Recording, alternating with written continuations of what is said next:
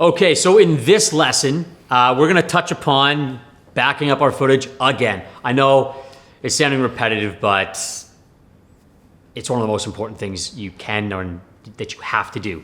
Now, when it comes to backing up the footage, I have heard of, a DMT, but Ryan, in prepping this course, you had mentioned there can be a DMT and a DIT. On the bigger productions, you'll have those. Again, guys, on the smaller ones, you likely won't. Tell us what the difference is between a DMT and a DIT, and what do they do? Yeah. So this is just to give you filmmakers an idea of the responsibilities that they have so you can make sure that they are at least covered on your project. Just because you don't have a DIT or a DMT doesn't mean you should not be backing up your stuff or having somebody manage your media. So let's start with DMT, that's Data Management Technician, and they would be the person specifically responsible for taking the camera card once it leaves the camera and going right to a station, a computer of their own or whoever's, and starting that first backup. Like, it's their responsibility to do it right away. 2 backups if that's even possible. Sometimes if you're renting gear, you might not have enough camera cards to make it through your full shoot, so you will have to delete the media off the camera card. So it is in your best interest to make sure you have 2 backups after that before you delete the media off the camera card, so you don't want to end up with only one sole backup and a deleted camera card where you could end up in some trouble.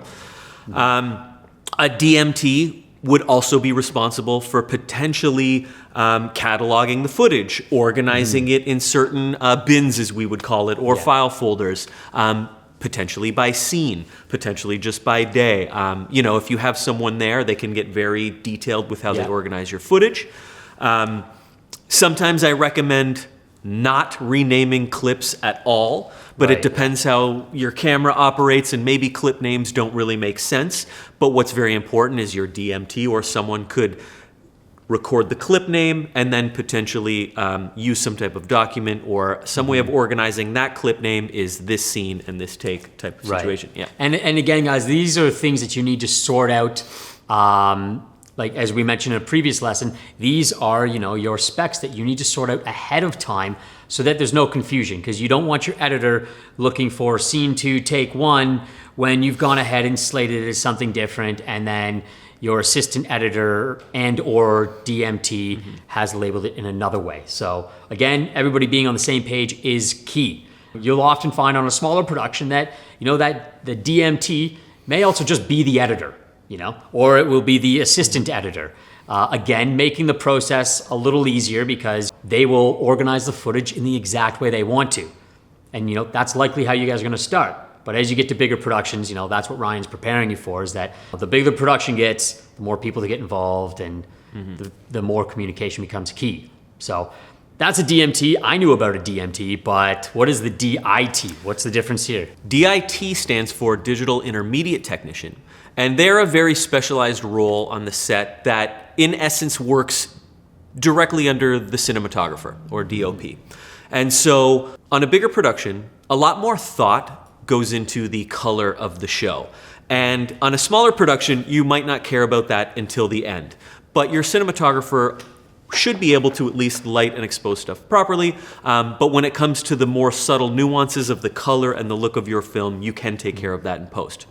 So on set, a DIT, for instance, would get the camera media right out of the camera, and they can actually work with the cinematographer to apply a little bit of a color grade to that footage.